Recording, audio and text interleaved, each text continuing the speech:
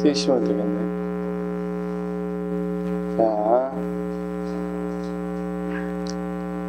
자, 또 키 크신 분 한 분 더 있는데, 키 크신 분 한 분 더 있잖아. 키 크신 분. 네. 그분 여기 앉으면 큰일인데. 그다음 또 우리 또 여자분 계시잖아. 그다음 또 저기 분이 남자분 있잖아. 그게 좀 부족하네. 승희도 안 떠도 키 크면 슬프구나. 키 크면.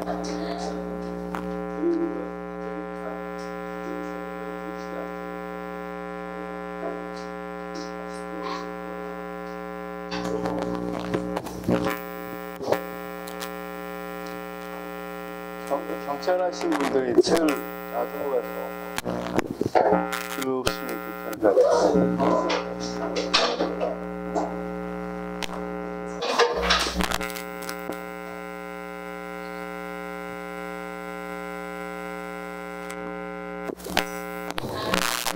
다 오셨나? 시간 3분이나 지났네. 그럼 3분 더. 자, 시작합시다. 조직론. 제가 밴드에다 올려놨죠. 원래 해설 올리려고 했는데 책 만드는 작업이 만만치가 않아. 이렇게 쌤 이걸 그대로 붙였더니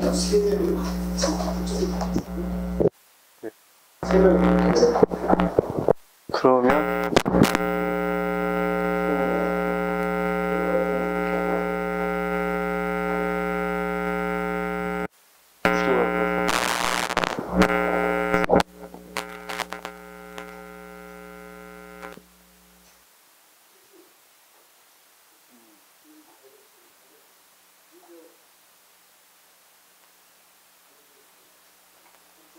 너무 좁은데.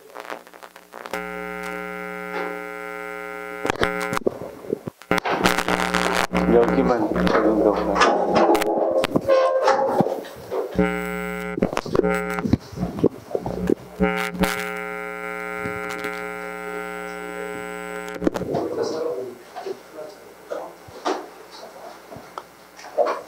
다 왔네 이제.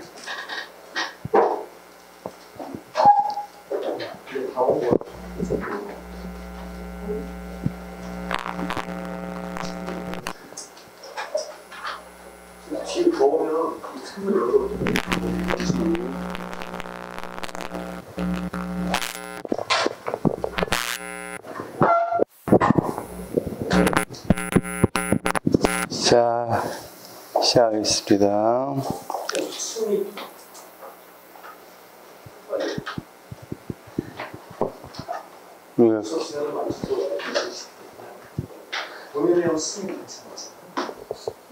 응, 자루치면 저기 부족한가?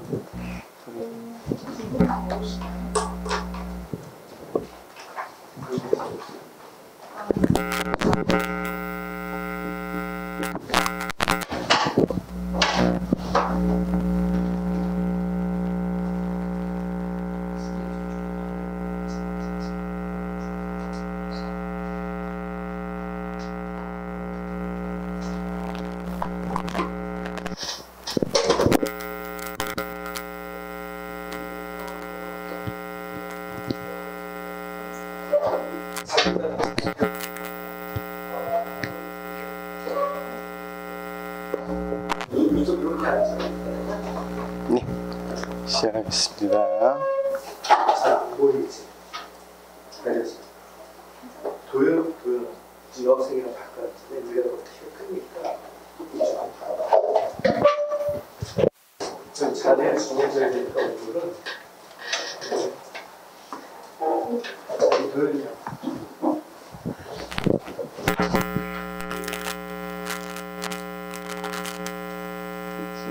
지정자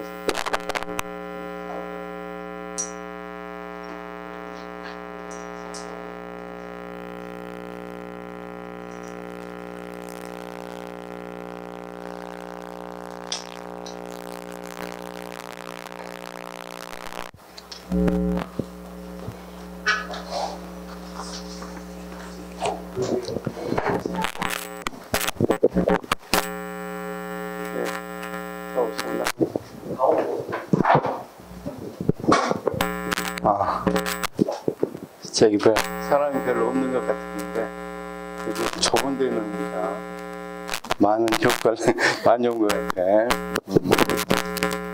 자, 지금 몇 분? 늦은 만큼 보강해야 되니까 7분 4시 7분에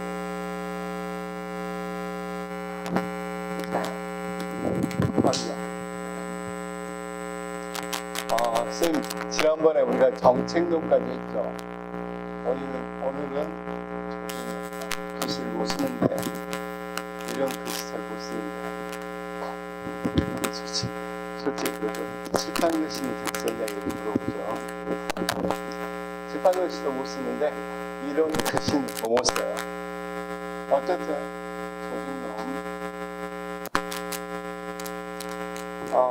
우리가 행정학에는 어떤 게 있어요? 행정학은 크게 총론, 그 다음 정책, 그 다음 조직.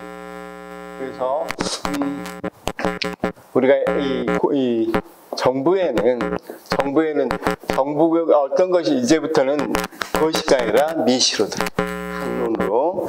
그래서 우리가 정부에는 어떤 게 있어요? 쌤, 정부라는 조직이 있죠. 그 다음 여기 누가 있어? 공무원이 있죠. 공무원은 인사. 이 두 가지로 조직을 운영할 수 없겠죠. 뭐가 있어야 돼? 돈. 그래서 재정 또는 재무. 그래서 자, 우리가 강론에는 조직행정, 인사행정, 재정행정입니다. 그러니까 오늘은 뭐 한다? 쌤, 조직은 그러면 우리가 정부 또는 이건 공무원, 여기는 돈, 그렇죠? 돈에 대해서 이야기했습니다. 그래서 그냥 돈에 대해서 근데 여기 조직은 그럼 정확히 조직은 어떤 거냐면 조직 목표를 달성하기 위한 이익 이상 달성하기 위해서 몇 명? 2인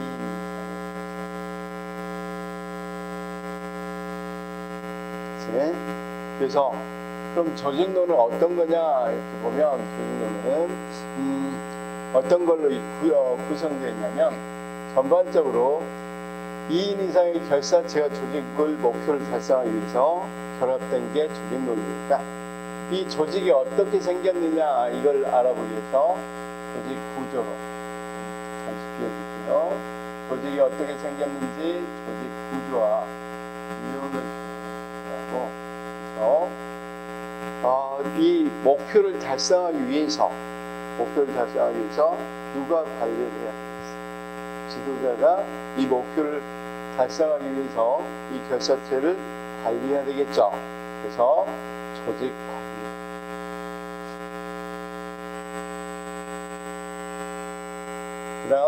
그다음 이런 것에 대해서 전반적인 어떤 것, 이 공부 어떻게 해야 될지를 이론화했겠죠.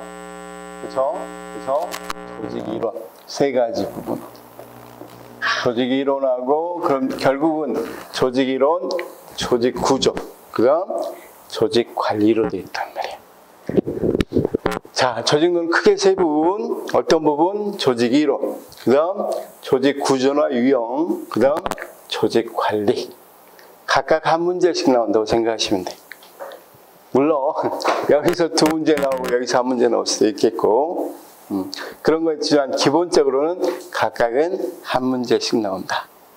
그래서 조직은 뭐하고 우리가 정책론도 전반적인 구조가 있었죠. 전반적인 거. 조직론도 조금 더 간단하죠. 조직 구조, 조직 이론, 조직 구조, 그 다음 조직 네. 자, 그러면 전반적으로 한번 그려보면 조직 이론은 크게 옛날 이론, 그렇죠? 옛날에 조직을 생각했던 이론, 고전적 이론이라 그래요. 고전적. 그 다음 여전히 고전적이긴 하지만 조금 새로운 게 추가되어 있으면 신고전적. 어떤 게 새로운 건지 한번 보면 되겠죠. 그 다음 현대적. 이렇게 세 가지로 나온단 말이에요. 고전, 신고전, 현대적. 그렇죠? 자, 조직 구조나 유형도 어떻게 이루어져 있냐면, 자, 보면 조직이 어떻게 생겼느냐 이런 걸 보는 게 조직 구조예요. 조직 구조. 그래서 조직 구조는 보통 조직 구조는 기본 변수, 상황 변수가 있어. 기본적인 조직 구조마다 꼭 갖고 있어야 될 거. 그렇죠? 그래서 우리가 슈퍼마켓 말고 편의점의 조직 구조하고 어디하고 좀 다를까? 그렇죠. 우리가 군대 다르겠죠. 더 훨씬 군대는 더 복잡하죠. 그렇죠? 그래서 이 조직 구조에서 기본 변수는 어떤 게 있냐면 얼마나 복잡성이 있느냐, 아니면 직권화되어 있느냐, 얼마나 공식화되어 있느냐, 그런 거고, 상황 변수 방금 그러면 이 얼마나 공식화 또는 직권화 이런 것들을 결정할 수 있는 상황 변수들이 있겠죠. 그렇죠? 그런 상황 변수. 그렇죠? 그다음 그럼 전반적으로 조직이 다 뭘로 돼 있겠어? 세상에 많은 조직들이 있겠죠. 그것들을 뭐 해봐? 범주화해봐. 많은 조직들을 나누어 본단 말이야. 이게 뭐가 되겠어? 조직 유형.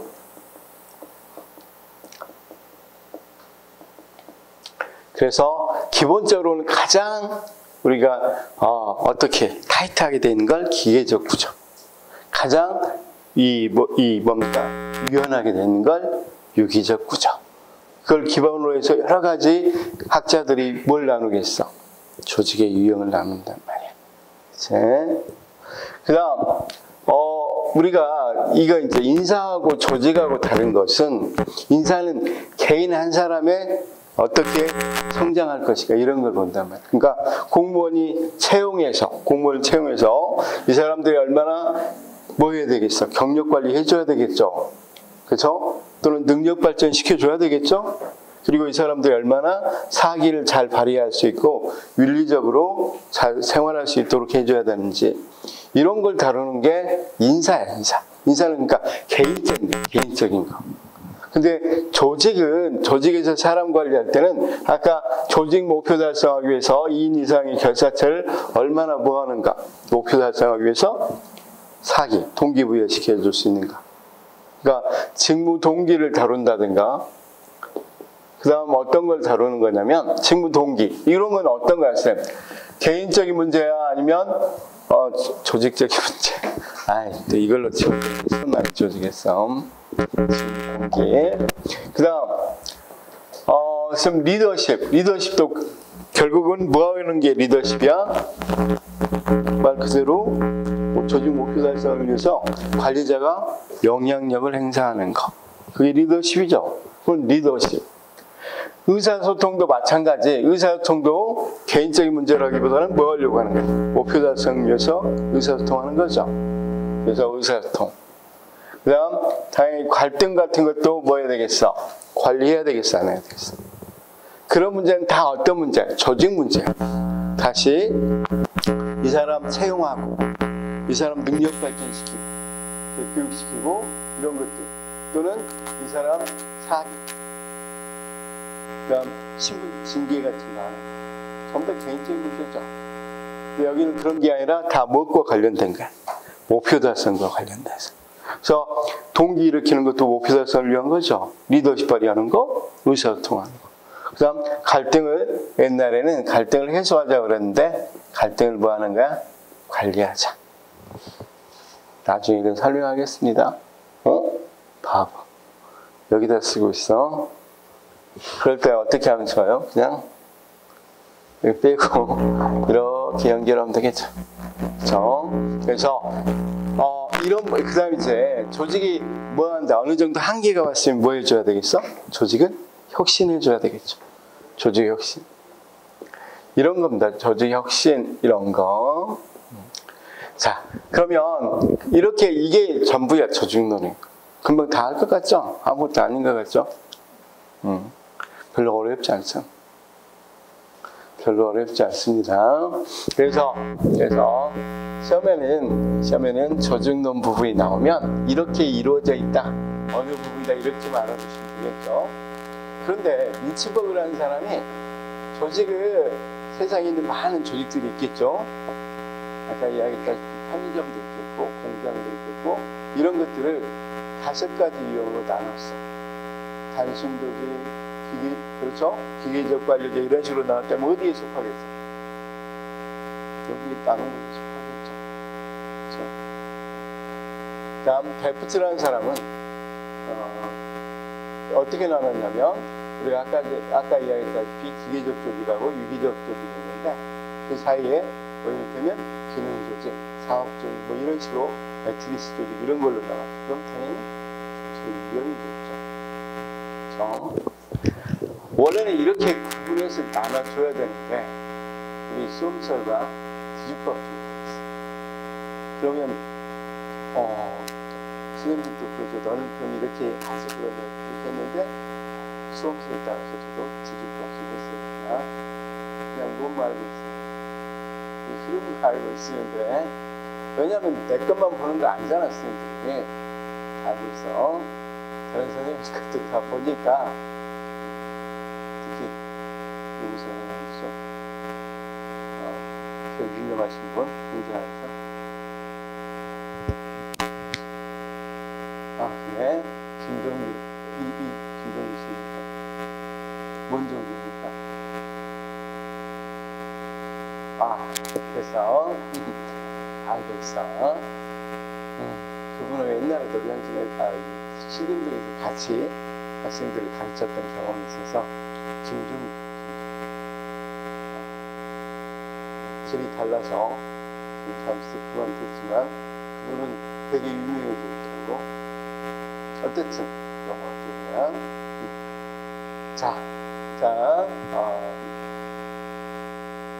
어디까지 했다고 했어? 전반적 그림이 이렇게 되는데 수험생들은 이걸 조금 엉망으로 수험생 보면 이거 조금 나왔다가 이건 나왔다가 이건 나왔다가 완전히 왔다 갔다 합니다. 근데 기본적으로는 기본적인 시각은 이거야. 그래서 조직은 조직 목표가 수험관 2인 이상의 결사체인데 이걸 뭐 할 수 있느냐. 방금 이야기했다시피 이게 어떻게 생겼는지 조직이 기본 변수하고 상황 변수. 그 다음 이걸 가지고 이제 많은 조직은 기본 변수를 다 갖고 있겠죠. 많은 조직은 공식화 정도만 차이가 있지 다 공식화 있거나 직권화나 분권화가 있거나 복잡성도 다 갖고 있죠. 그래서 기본 변수가 있고 상황 변수, 기술이 어떠냐. 그래서 그 다음 말 그대로 환경이 있다. 그 뭐가 어떠냐. 이것에 따라서 달라지겠죠. 이것에 따라서 기본 변수도 좀 차이가 있겠죠. 그거 아는 거. 그 다음 만약에 한다고 해서 조직 원리가 있어. 조직 구조가 있는 원리. 자, 우리가 공부를 할 때 무엇의 원리 그런 거라고 했어. 이 원리를 잘 지키면 앞에 것이 잘 된다. 자, 그러면 지방자치의 원리, 그러면 이 원리를 잘 지키면 지방자치가 잘 된다. 그럼 조직 구조의 원리 또는 조직의 원리 이런 걸 이야기하면 이 원리를 잘 지키면 조직이 잘 운영될 수 있다. 이렇게 이야기합니다. 그래서 이 부분은 이때 가서 좀 추가 기본 변수, 상황 변수, 조직 원리 이렇게 이야기할 겁니다. 자, 한눈에 보이죠? 알겠죠? 이거 알아서 끝나버리면 좋겠어. 좋겠는데 조직론은 돼서 약 3주 동안 하겠습니다. 3주. 3주에 다 하려면 조금 어렵죠. 이것도 이거 하는데 이건 뭐 2시간밖에 안 걸릴 것 같아요. 2-3시간. 그래서 시험에 나오면 제일 모르는 게 이 부분인데 이 부분은 청킹으로 그냥 해결해야 돼. 해피하려고 하지 마. 왜 완전히 알고 맞추나 그냥 찍어서 맞추나 거기서 다 점수 똑같습니다. 쌤 투조사에서 찍어서 맞춘 사람에게는 감점을 해준다든가 그런 거 없죠. 동점자 중에서 추조사를 해서 찍어서 맞춘 사람은 탈락시키다 그런 거 없어요. 그래서 무조건 맞춰야 돼요.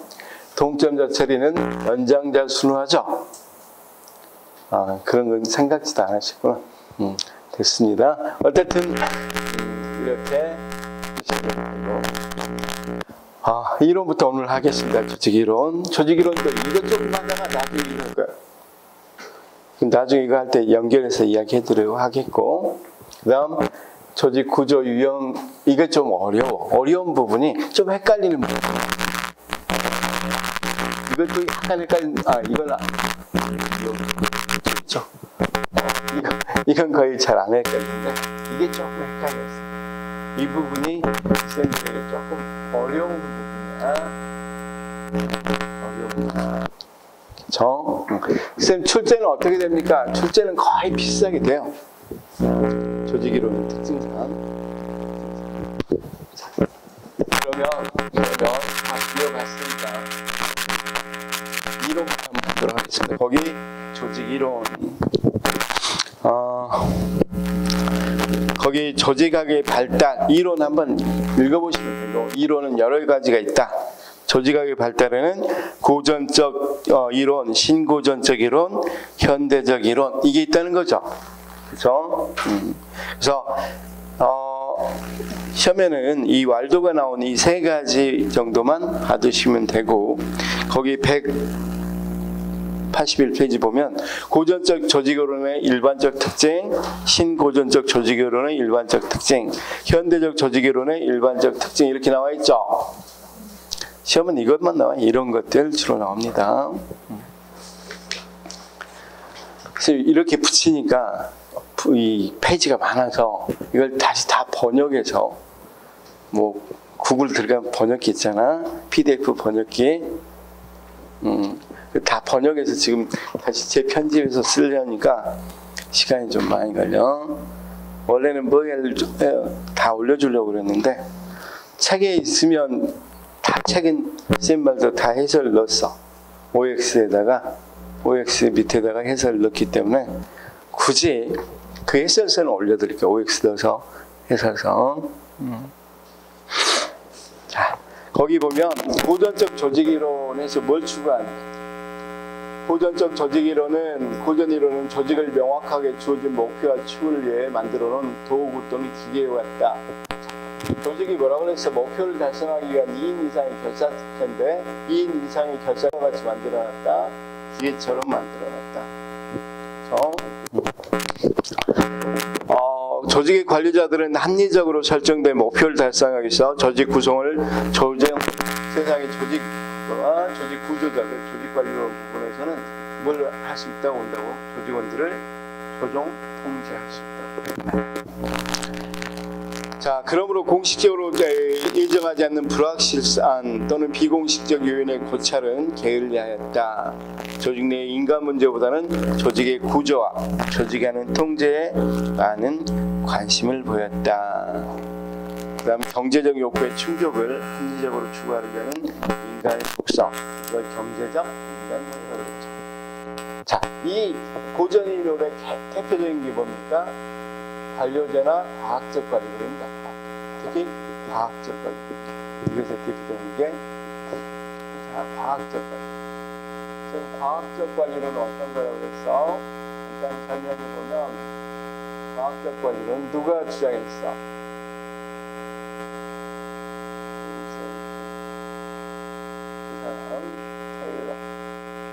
테일러라는 사람이 주장했단 말이야. 테일러라는 사람이 어떤 걸 주장했다고 했어? 그렇죠. 원래 이 사람은 광산 경영자였단 자신이 가지고 이 사람이 여기 좋은 대학교 나왔어.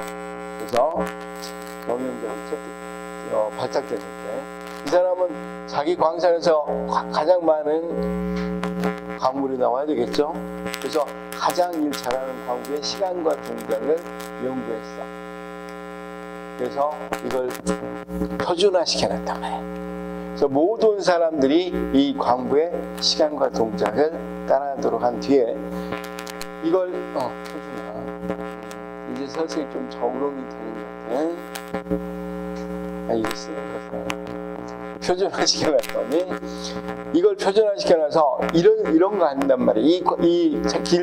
가장 잘하는 광부보다 조금이라도 성과가 높으면 성과급을 줬어. 그리고 낮으면 아예 안 주는 거지. 근데 성과급이 상당히 크기 때문에 사람들이 전부하려고 한단 말이야. 열심히 하려고 한단 말이야. 그래서 왜 기본적으로 어떤 생각을 가졌을까? 이 곽 테일러는 사람들이 돈에 환장한다는 생각을 했어요. 미안합니다. 돈에 의해서 움직인다고 생각해서 돈에 의해서.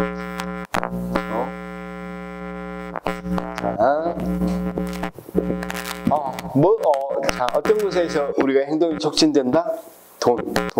그래서 성과급으로 관리했단 말이야. 이걸 보고 누가 온다 그랬어? 포드라는 사람이, 자동차 회사 포드가 이걸 가지고 표준화를 컨베이어 시스템으로 기계화 버리죠. 말 그대로 아까 기계화했다 그랬잖아. 기계화. 목적 달성을 위해서 기계처럼 움직이면 된다고 생각했단 말이야. 그럼 조직의 유형을, 아까 조직 유형을 전부 다 뭘로 했어? 기계화시키고 조직 관리를 완전히 조절 통제했단 말이야. 그러면 가장 많이 생산될 것이다. 이런 생각을 갖고 운영했던 게 과학적 관리. 실제로 많이 기존보다는, 전통적인 방법보다는 많이 생산했고. 그래서 이걸 생각하니까 읽어보니까 다 맞아 들어가죠. 뭐처럼 생각했어? 기계처럼. 그 다음 여기 조직원들은 전부 다 기계처럼 생각하고 조절 통제하려고 했죠. 이 사람들은 어떤 생각을 했어요? 돈에? 그렇죠. 돈에서 동기가 촉진된다고 생각해요. 그 제일 마지막 말이 경제적 욕구의 충족을 합리적으로 추구하려는 인간의 속성을 갖고 있다. 이걸 경제적 인간관이다. 이렇게 이야기한단 말이에요. 여기는 이해됐습니다. 신고전적 조직이론의 일반적 특징. 신고전적 조직이론은 사회적 능률을 강조했으며 조직은 보다 폭넓은 가치가 개입된 현상이라는 사실을 인식하기 시작했다. 그리고 공식적 구조나 기계적 절차 등 이론적 무생물 요인보다는 인간적 요인에 주의를 기울였다. 신고전적 이론은 조직 구성원의 감성적, 정서적 측면을 중요시했고 공식적인 관계보다는 비공식적 관계에 더 많은 관심을 보였다. 조직과 환경의 교호작용에도 눈을 돌리기 시작했다. 사회적 인간 모형에 입각해서 사회적 요인을 쓰는 동기유발 전략을 처방했다. 동기유발의 요인으로는 사회적인 것이 더 효과적이라고 믿었다. 고전이론의 부실한 경험적 검증에 대한 공격이 당연한 규결로서 경험주의를 강조했다. 이런 부분까지를 우리가 뭐란다? 신고전적 조직이론이라고 한다. 그렇죠? 근데 뭔 소리인지 잘지 모르겠다. 그렇죠? 자, 됐습니다. 이번에는 이 신고전적 조직이론의 대표적인 게 인간관계론. 이 이야기 듣고 한번 읽어보는 게 조금 다를 겁니다. 인간관계론은 누가 주장했어? 이번에는 메이오라는 사람이 등장합니다. 메이오라는 사람이 등장하는데 이 메이오는 하버드대 산업경제학과 교수였던 거예요. 그래서 메이오는 산업경제니까 많은 공장들 또는 이 산업체를 돌아다니겠죠. 돌아다녀봤는데 배전기 배전판 만드는 공장이 있었어. 사람들은 잘 모를까? 배전기가 뭔지 몰랐어요. 트랜지스터 라디오 할 때 옛날 시간 뒤에 납땜하는 그런 부분을 만드는 공장인데 그 공장 이름이 호선 공장. 그래서 이 호선 공장에 가서 살펴볼 때 어땠냐면 조명이 어두워졌어. 표준화된 것보다 조명이 어두워졌단 말이야. 그럼 당연히 생산량이 떨어지겠어, 올라가겠어? 떨어져야 되지. 그런데 그날 생산량을 조사하니까 올라갔네. 그럼 이 요인 말고도 뭔가 있으니까 그러겠죠. 그래서 봤더니 그날따라 가장 친한 사람하고 조를 이루고 생산하게 됐다. 생산하게. 그래서 추후 여러 번 실험을 했었단 말이야. 모성 실험 여러 가지. 그런데 그 결과가 어땠어? 사실은 표준화된 절차보다 이렇게 친한 사람끼리 생산할 때 생산량이 훨씬 아닌데 더 많았단 말이야. 그럼 결론은 뭐겠습니까? 결론은 자, 우리가 친한 사람끼리 모이는 거 이건 공식적 조직입니까? 비공식적? 비공식적 조직이죠. 우리가 공식적인 건 아니죠. 그래서 쌤들 때 이제 공무원 되시면 아마 모임들 많이 있을 거야. 테니스 모임 또는 뭡니까? 결혼하는 사람들은 남자들은 남자 총각 모임 이런 게 있겠죠. 그렇죠? 그런 게 있단 말이야. 그래서 그런 것들을 우리가 비공식 조직이라고 하지. 이런 식으로 친한 사람끼리 모였을 때 생산량이 높으니까 비공식 조직을 강조하기 시작했고, 그다음 왜 이게 이렇게 했더니 높을까 그랬더니 사람들의 심리 또는 사회심리적 욕구를 충족해줍니다. 사람들의 심리사회적 욕구는 어떤 걸까? 조직에서 심리사회적 욕구, 소속감, 인정감. 결국은 그러면 친한 사람끼리 생산할 때 우리가 느낄 수 있는 게 뭐야? 소속감 같은 걸 느낄 수 있겠죠. 또 서로 간에 하면서 인정감이라든가 정체감 이런 걸 느낄 수 있다. 이런 것들이 굉장히 중요한 요소로 등장한다. 이걸 거기서는 뭐라고 써져 있어? 거기서는 그렇죠. 인간의 감정적, 정서적 측면을 중시하고 공식적인 관계보다는 비공식적 관계에 더 많은 관심을 가졌다. 그렇죠? 그다음 이들은 기본적으로 어떤 생각이 있냐면 아까 경제적 감정이라고 그랬죠. 여기는 사회인간이고 자, 사회인간은 뭐냐면 여기는 무엇에서 움직인다고 그랬어? 돈에 의해서. 여기는 그런 게 아니라 인간적 관계에서 움직인다. 그래서 인간적 관계. 자, 쌤 만약에 지금 다니는 회사가 크게 합시다. 300만 원 준다 그랬죠. 그런데 이 옆에 회사가 350만 원 준대. 옮길 거야 안 옮길 거야? 여기가 물론 친한 사람들이 다 있고. 쭉 조사해보니까 대강 눈빛 보니까 옮기겠네. 우리는 그럼 여기가 더 맞는 것 같긴 해. 경제적 합리. 그런데 안 옮긴다는 거야. 여기 입장에서. 왜? 친한 사람들이 많이 있으니까. 이런 뭘 더 중시한다? 인간관계를 더 중시한다. 그렇죠? 그런 것도 있긴 하죠. 인간관계 자존심이나 감정이 더 중요하죠. 남자친구 어머님이 헤어지라고 해도 돈 주면서 헤어져. 그래도 돈 받아요, 안 받아요? 그렇죠. 그런 거 보면 우리는 사회인간이 같기도 하고 헷갈립니다. 어쨌든 여기 입장에서는 이런 논리로 이야기한다. 이해됐어? 사회인간까지 설명을 했고, 그러면 거기에 있는 것처럼 인간 모형이 사회적 인간 모형이 있다 이렇게 이야기했죠. 사회적 능력을 설명해 보려고 합니다. 그런데 여기서도 결국은 왜 인간관계를 궁극적으로 왜 인간관계를 강조? 여기부터 생산성이 높다고 생각하니까 감사하죠. 뭐 하기 위해서 여기는 굉장히 능률적으로 가르치네. 그쵸? 능률적으로 운영할 수 있다. 이렇게 했는데 여기도 결국은 여기 뭘 강조하면 능률적인 거예요. 생산성이 더 많잖아. 여기가 인간이 좋아서 인간관계를 강조하는 게 아니다. 인간이 목적이 아니지. 뭐가 목적이? 생산성이 높아지는 게 목적이야. 그러다 보니까 여기나 생각은 비슷해. 여기는 그래서 그냥 기계적 능률, 여기를 뭐라고 해요? 사회적 능률. 사회적 능률은 약간 인간관계가 더 포함된 능률이라고 보면 되겠죠. 그렇다고 해서 인간 자체를 강조하는 건 아니겠죠. 그러다 보니까 현대적으로 가면 이제 인간 자체를 강조한다. 그래서 자아실현적 인간관 이래. 자아실현적. 이제 생산성 높기 때문에 인간관계 하자는 게 아니야. 인간 자신이 거기서 만족하고 성취감을 느꼈을 때 뭐가 될 수 있다. 성취감을 느끼도록 하자는 것이 현대적 이론이겠죠. 여기까지 이해됐어?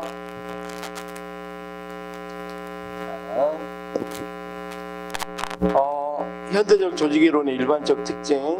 전체적으로 파악한 현대이론은 다양한 가치 기준을 포용하고 있으며 통합이론들은 가치 기준들이 균형 있는 수용을 촉구하고 있다. 그러나 분화된 접근 방법들 사이의 우선순위 또는 세력의 차등은 따져볼 수 있다. 현대 조직화에서는 자기 실현적 인간의 관심에 입각한 인간주의 관점을 지닌 접근 방법들이 적어도 처방적인 차원에서는 가장 큰 지지를 받고 있다. 방금 무슨 차원으로 넘어간다고 했어? 그렇죠. 인간차, 실현 이런 것들을 강조한다고 그랬죠. 자, 그 다음 자아실현적 인간 이렇게 나와 있죠. 널리 수용되고 있는 통합적 관점은 복잡한 인간 그리고 복잡한 조직의 가정에 입각해 있다. 통합적 관점은 인간을 거의 무한한 잠재력과 가변성을 지닌 복잡한 존재로 보고 조직을 복합체 체제로 보기 때문에 그에 관한 처방을 무한한 해결을 전제한다. 조직 현상의 다양성, 상황별 고유성, 그리고 개별적 변칙의 가능성을 이해하고 용납하면서 한정된 범위 내에 보편성 내지 규칙성이라도 확인하는 것이 통합적 관점의 입장이다. 통합적 관점을 받아들여 통합적 연구 모형을 개발하는 사람들은 대체로 모든 것은 모든 것에 연관돼 있고 모든 것은 모든 것에 연관돼 있대요. 그 보는 체제 개념을 사용하고 있다. 그래서 무슨 개념을 사용한다고? 체제 개념. 그렇죠? 체제 개념. 그리고 상황에 따라 최적 대안은 달라질 수 있다라는 명제를 받아들이는 상황 적응적 접근. 이것도 한다는 거죠. 그래서 현대적 방법의 생각보다 체제적 접근하고 상황적 접근 두 가지가 있습니다. 자, 우리가 체제라고 이야기하는 것은 전체 이렇게 이야기해도 돼. 전체. 그래서 어떤 관점에서 이야기한다? 전체적 관점에서 조직을 본다. 그래서 전체적 관점에서 조직을 본다. 네.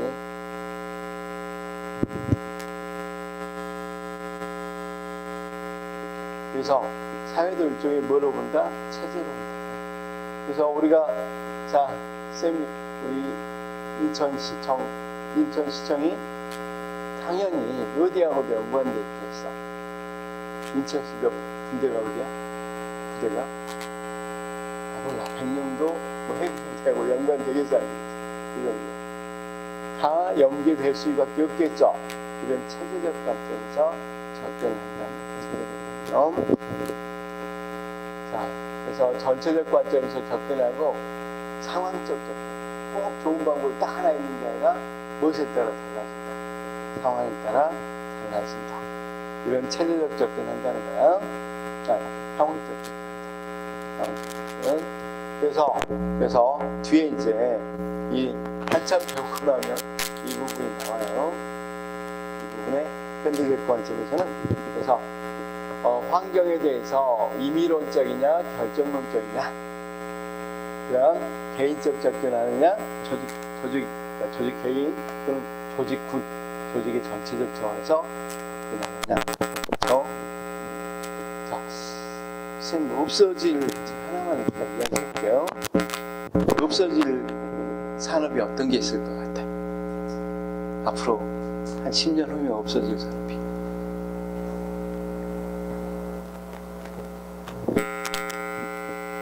없어질 산업.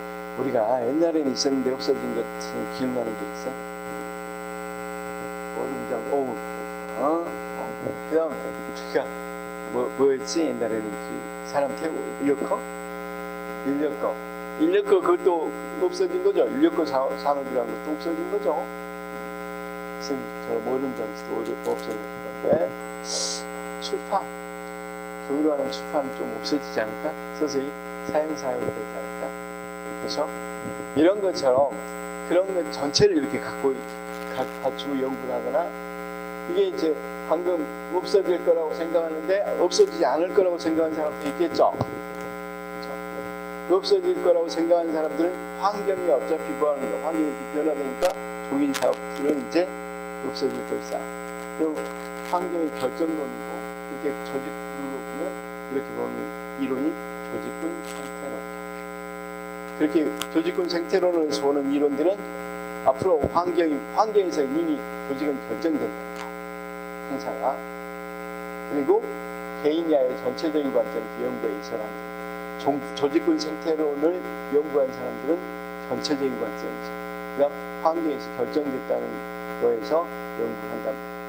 이런 것처럼 굉장히 그런 의미론적에서 또 연구할 수 있겠죠. 그렇죠? 그런 것들이 다양하게 이야기되는 것들이 우리가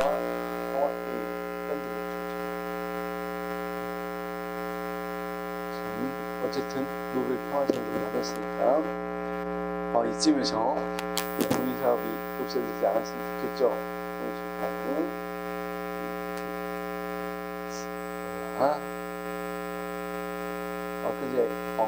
어제죠. 믿음사에서 2시간 한 10분 정도를 누가 노벨상 받을까? 8시에 발표할 때 그래서 거의 툭 켜놓고 졸고 있는데 딱 넘어섰는데 그 사람들이 굉장히 당황하는 모습이 보였어. 그래서 왜 당황할까 생각해보니까 믿음사에서 한강 씨가 책을 내는 게 아니라 문학동네인가? 거기서 책을 많이 냈다고. 그래서 그분들이 괜히 우리도 뭐 해놓을까 하는 느낌을 받았어요.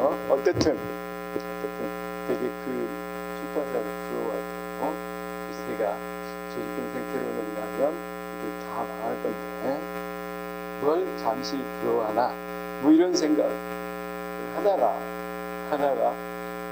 망하지 않는 사업으로 분류했으면 하는 생각을 했어요. 어쨌든 이런 것들을 이제 현대적 관점에서 자, 그러면 그 표로 정리를 해버립시다. 앞에 180페이지 보면 그 표만 잘 보면 됩니다. 일단 자, 공식적 조직이론, 자, 신고전적 이론, 그 다음 현대적 이론 이렇게 돼 있죠. 그래서 현대적 이론은 방금 굉장히 복잡한 것들이 들어가 있다. 이렇게 알아두시고, 그러면 고전적 조직이론과 현대적 조직이론을 나누는 분수형은 뭐냐? 자, 고전, 신고전, 현대적 이론을 나누는 가장 큰 분수형은 뭐냐? 그러면 뭐라고 생각하시면 돼? 두 가지가 있는데 하나는 어떤 거다? 이제 한 가지. 체제가 개방체제냐 폐쇄체제. 그렇죠? 우리가 우리 스님들이 체제적 사고를 하는 사람들은 그렇죠. 어떤 걸 생각하면서 비가 오는 걸 보면서 종이를 생각해야 돼. 비가 오면 종이나무가 자랄 거고 잘 자라겠죠. 비가 안 오면 말라 죽을 거니까. 그러면 종이나무를 통해서 뭐가 생산돼? 종이가 생산돼. 이처럼 다 연계되어 있다고 생각한단 말이야. 그런 걸 체제적 사고라 그래. 특히 이들은 이 앞에 고전적 이론들은 폐쇄체제, 여기는 개방체제. 이걸 가장 큰 특징. 폐쇄체제는 조직 내부만 생각해. 개방체제는 조직 외부까지 생각하는 거죠. 자, 아까 고전적인 것은 어때? 조직 내부를 뭐 해줘야 된다? 기계화해야 된다. 그렇죠? 기계화된다. 그런데 신고전적 이론은 조직 내부를 있어서의 비공식적 조직도 존중해주고 사회 정서적 측면도 강조. 그렇죠? 그런데 여기는 전부 다 조직 내부 문제예요. 물론 신고전적 조직이라는 후기 정도 가면 약간은 어느 정도 체제적 환경도 생각하는데 여전히 자기 내부만 생각한다. 근데 여기는 뭘 생각해? 그런데 환경이라는 환경. 그래서 개방되어 있다고 생각해요. 환경에 영향을 받는다고 생각해요. 환경에 대한 인식이 여기는 확실히 뭐한다면 고려, 완전 중요한 고려 사항입니다. 여기는 환경에 대해서 전혀 고려하지 않는 거죠. 아까 우리가 뭐라고 했어? 방금 이야기한 거 인쇄사업. 이건 뭐가 변하니까 앞으로 소멸할 것을 이렇게 보니까 지금 환경이 어떤 환경입니까? 거의 인터넷 환경이죠. 그래서 선생님 이제 서세 학교도 교과서도 없어지죠. 내년부터 디지털 교과서를 사용한다는데 좀 어떻게 되겠어? 없어집니다. 이제 이렇게 이런 걸 사용하는 사람은 이제 나밖에 없을 것 같아서 자, 선생님들도 다 이걸 갖고 거기에다가 뭘 넣고 자료가 들어있어서 그래서 2028년도는 학교들이 전부 다 디지털 교과서를 쓴대요. 저희 교과서 없을 텐데 어쨌든 이 장단점이 있겠죠. 여기까지 이해됐죠? OX 문제 풀면서 보도록 하겠습니다. 고전적 조직이론 연대적으로 식기주석이 말부터 1930년대까지 나타난 조직이론을 지칭한다. 진짜 출제할 때 이런 쓰레기라고 그러면 안 되겠죠. 이런 질문들은 별로 좋은 질문 아니에요. 그죠? 그럼 1930년 조금 넘은 것은 그래서 이런 건 좋은 질문 아닙니다. 그리고 이걸 답으로 하지 않았어요. 이런 질문을 보면 우리가 모르더라도 1, 2, 3, 4 있는데 1번 질문으로 이거 나오면 답이 안 나와요.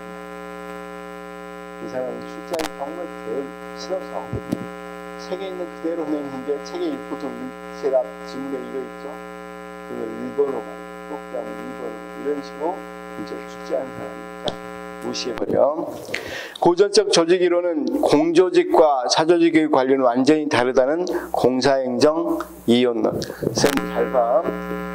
고전적 조직이론은 어떤 이론이야? 공사행정 이론론이야? 이론론이야? 그렇죠. 그럼 공사행정 이론론은 다시 뭐하고 연결될 수 있어? 정치행정, 정치행정 이론론과 연결되어 있고, 그래서 정치행정 이론론과 연결되어 있는 것이 뭡니까? 공사행정 이론. 이것부터 설명하겠습니다. 자, 정치행정 이론론은 정치하고 행정이 분리 안 된다는 거. 그냥 편하게 생각하시면 됩니다. 우리가 그럼 정치하는 게 누구라 그랬어? 정치가. 그럼 정당이나 국회의원들 같은 경우는, 의원 같은 경우는 정치합니까? 행정합니까? 정치. 공무원은 행정. 그쵸? 그런데 공무원이나 정치, 이 정당에는 정당인이나 뭐 차이가 없다고 생각한다. 그래서 우리가 대표적인 역관주의라는 게 있는데, 역관주의는 공무원을 누구로 뽑아? 정당이 당원으로 뽑는. 그러니까 이건 공무원이 뭐든 분리가 안 돼 있죠. 정치 하나라는. 그 행정을 굳이 넣을 필요가 없겠죠. 그런데 여기 가면 공무원은 공무원대로, 정치는 정치인대로 뽑아야 된다는 거예요. 행정은 관료들, 전문가인 관료로 뽑아야 된다는 게 정치행정 이론입니다. 그러면 여기는 이제 정치가 아니라 행정하고 정치하고 나눠지니까 행정은 그럼 뭔데? 행정은 그냥 결정된 걸 집행하는 거야. 집행하려고 조직을, 아까 여기서 이제 정책을 정하면 여기 조직에서는 목표를 정하고 그걸 뭐 한다? 운영한다는 거야. 목표 달성하기 위해서 실행한다. 다시요. 정치가 아니고 행정이 따로 있다면 행정이 뭔데? 그러면 목표 달성을 위해서 실행하는 거, 집행하는 거, 이런 거 공무원들이 하는 것들이 뭐다? 알려드릴게요. 행정. 여기 행정이다. 그러니까 사적인 부분에서 목표, 사적인 부분 다 삼성. 시제가 안 좋은데 주식 사는 사람들 지금 개미지옥이죠. 개미지옥이 빠졌어. 어쨌든 삼성이라는 데도 한번 생각해봐. 삼성이 목적이 있겠어요. 목표를 달성하기 위해서 2인 이상 결사체가 있는 거죠. 그렇죠? 그럼 거기도 마찬가지 여기 달성하기 위해서 열심히 노력한다면 아까 조직까지 한다면 이 점에 있어서 여기 하는 부분에 있어서 차이가 있겠어요. 그러면 차라리 정치와 행정이 뭐냐? 그러면 행정은 공적 영역에서 사적인 것, 조직 운영하는 것처럼 하는 것이다. 이렇게 이야기하겠죠. 그렇죠? 그래서 여기서는 자, 공사행정 여기서는 솔직히 정치가 행정이라고 그러니까 행정이 뭔데 물어볼 필요도 없잖아. 정치인데 뭘 이원론에서 정치와 행정이 다르다고 그러니까 어떻게 다른가? 뭔데 뭐? 사적인 영역에 조직을 운영하는 것처럼 공적인 영역에서 목표 달성을 위해서 조직을 운영하는 게 그렇죠. 행정이다. 이렇게 그러면 거기 있는 것처럼 고전적 조직으로는 그러기 때문에 그러면 어떤 걸 어떻게 운영해야 돼? 이렇게 나오겠죠. 조직을 어떻게 미안해. 공적 영역에서는 특별한 일을 이뤘으니까 누구 거 빌릴게. 여기서 사적인 부분에서 했던 관리법들을 빌릴게. 그런 게 뭐야? 과학적 관리로는 아까 누가 이야기했다고 했어? 테일러나 포드 이런 사람들은 행정하는 사람이야? 경영 쪽이야? 그렇죠. 그러니까 그걸 내가 빌릴게 이런 입장에서 온 거죠. 그러니까 무슨 입장이겠어? 공사행정 이런 입장. 이해 안 되면 물어봐요. 이렇게 적게 공부하는 이유는 뭐야? 모르는 거 물어보려고 그러죠. 500명씩 있으면 선생님들 못 물어보잖아요. 솔직히 100명만 있어도 못 물어보잖아요. 네? 그래서 인기가 없기 때문에 장점은 물어볼 수 있다는 거야.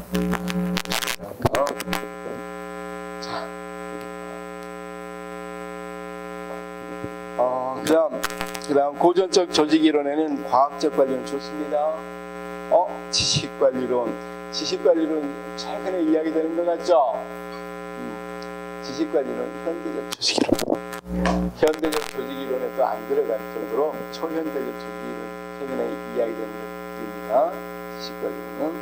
그래서 정보화 사회의 조직 이론으로 이야기돼요. 최근에 정보화 사회라고 그러죠. 정보화 사회에서의 조직 이론. 지식 관리론 빼고는 지식 관리론은 뒤에 나와. 우리가 이 행정에서 정보화 있죠. 행정 정보화 거기서 나옵니다. 자, 그다음 고전적 조직 이론은 외부 환경과 관계보다는 조직 내부의 합리적 또는 능률적 관리에 초점을 뒀다. 맞죠? 고전적 조직 이론은 기계론적 조직과 맞죠? 아까 기계에 왔다고 했습니다. 테일러와 굴릭 등은 고전적 조직 이론가가 맞습니다. 굴릭은 조금 더 한 번 더 설명해야 되겠네. 어떻든 신고전적 조직 이론은 인간에 대한 관심을 불러일으켰고 조직 형태론 연구의 출발점이 맞죠? 신고전적 조직 이론은 메이어 등에 의한 호선 공장 실험 맞죠? 호선 실험을 통해서 조직 내 비공식 집단의 중요성 부각 맞고 신고전적 조직 이론은 인간의 사회적 욕구와 사회적 동기부여 요인에 초점을 맞춘다. 맞죠? 사회적 욕구가 뭐라고 그랬어? 소속감, 인정감, 정체감. 자, 그다음 신고전적 조직 이론은 인간의 조직 내 사회적 관계와 더불어 조직과 환경의 관계를 중점적으로 다루지는 않았다 그랬죠. 후기 가면 어느 정도 인식 정도는 하지만 중점적으로 다루지 않았고 중점적으로 다루면 뭐가 되겠어? 현대적 조직이론. 그렇죠. 현대적 조직이론은 동태적이고 유기체적인 조직을 상정해서 조직 발전을 중시해 왔다고 했습니다. OD가 이제 조금 뒤에 보면 우리 조직 관리에서 조직 혁신 방안으로 나와요. 여기서 봅니다. 조직 관리에서 조직 혁신 방안으로 OD, 그렇죠? MBO, 그런 총체 품질 관리, 총체 질관, 이런 거 나옵니다. 자, 현대적 조직이론은 상황이론과 자원 의존이론 맞죠? 신고전 조직이론은 조직이란 거래 비용을 감소하기 위한 장치로 기능한다고 봅니다. 이건 거래 비용 감소하기 위한 장치로 보는 건 뭘로 보냐면 현대적 조직 뒤에서 다 설명할 겁니다. 거래 비용이론 이거 했었잖아. 거래 비용이론, 그렇죠? 거래 비용은 상황에 따라서 뭐 할 수 있고 예제화할 수도 있고 외주를 볼 수도 있다고 그랬죠. 자, 거래 비용이라는 게 간단히 설명해볼까요? 자, CGV가 원래 어땠어? 원래는 영화관을 소유하지 않았단 말이야. 근데 영화관을 CGV가 영화를 투자했어. CGV가 어디야? CJ가 원래 영화에 투자만 했단 말이야. 영화관을 만든 거고 투자를 했는데 영화관들이 이 영화를 틀어줄지 안 틀어줄지 모르겠어. 그거 알아보려고 드는 비용이 엄청나. 그걸 거래 비용이라고. 그래서 이 거래 비용 많이 드니 뭐한다? 내가 그냥 영화관 만들어 보내야지. 그래서 영화관을 CJ에서 사거나 그렇게 만들거나 했죠. 그런 것들에 의해서 그런 식으로 조직을 설명하는 거래 비용으로는 현대적 조직. 방금 상황에 따라 뭐가 달라져. 외부화할 수 있고 거래 비용이 별로 안 들어. 그럼 여전히 외주화 줄 수 있겠죠. 외주 그 사람들과 그냥 계약해서 외부에 두고 할 수 있겠죠. 자, 그 다음 과학적 관리론, 인간관계론, 체제이론, 신제도이론 순으로 조직이론이 발달했다. 이렇습니다. 맞습니다. 앞에 세 가지는 금방 알겠죠. 과학적 관계론, 인간관계론, 체제이론까지. 그 다음 최근엔 신제도이론까지. 신제도주의 이론은 우리 선생님들 설명했었죠. 자, 나중에 설명하겠습니다. 행정관리론에서는 효율적인 조직관리를 위한 원리들을 강조합니다. 맞습니다. 그래서 자, 우리가 보통 어떻게 하고 있어? 아까 정치행정 이원론이 나오고 우리가 행정 영역에서는 조직을 운영해 본 게 별로 없으니까 그 전까지는 정치가 행정이 뭐였어? 정치였어. 행정은 정치와 달라 해놓고 그런 공적인 영역에서 조직을 운영하는 거야. 했는데 운영할 바는 이론이 없죠. 어디서 가져왔다고 그랬어? 경영 쪽에서, 대기업 쪽에서 가져왔어. 그러면서 행정도 나름 만들어야 되잖아. 그래서 만든 이론 또는 모형이 행정관리론. 그러면 여기서 가져온 거 한번 생각하면 과학적 관리론, 관료제 이런 것들은 어디에서? 이 사기업 쪽에서 가져온 거고, 그걸 이제 어느 정도 행정 나름대로도 조금 만들어야 되겠죠? 그걸 만든 사람이 행정관리론이야.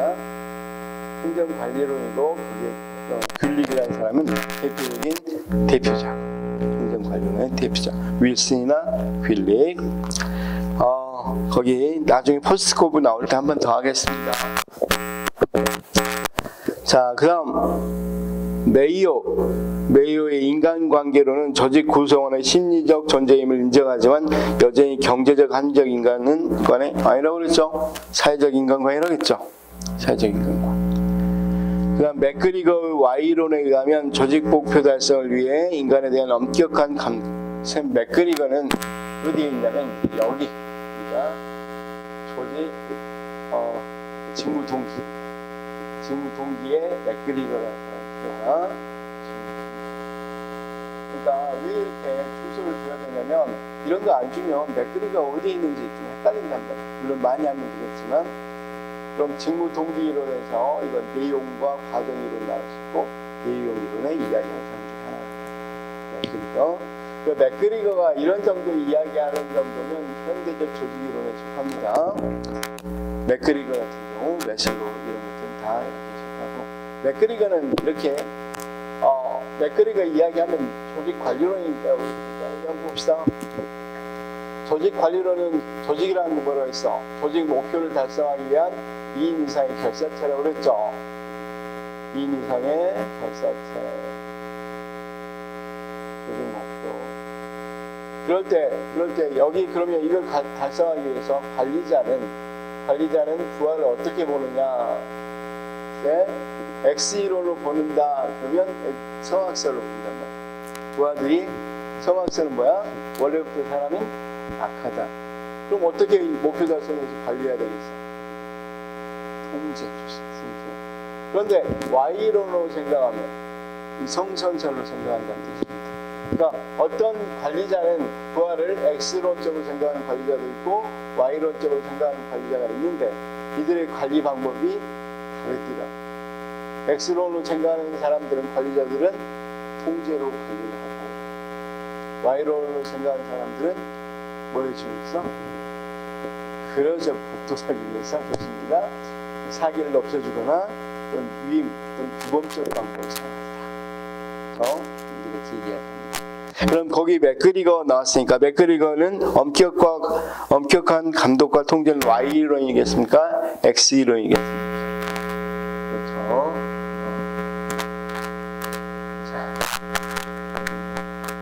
그 다음 SBS에서 Y라는 거 하니까 Y 대부분 성악설로 하는데 거기 나온 사람들이 성악설 아닌가요? 넘어갈게요. 그런 거 헷갈리면 안 돼. 그래서 XY. 그 다음 거기 이 고전적 관리론에 바라보는 인간은 맥그리거의 Y론이 제시한 과학적 관리론이 바라보는 인간은 맥그리거의 Y론에 제시한 인간형과 일맥상통한다. 이것도 틀렸죠? 과학적 관리론은 X론인데 거기 X 안 돼 있죠? X를 하시면 되겠습니다.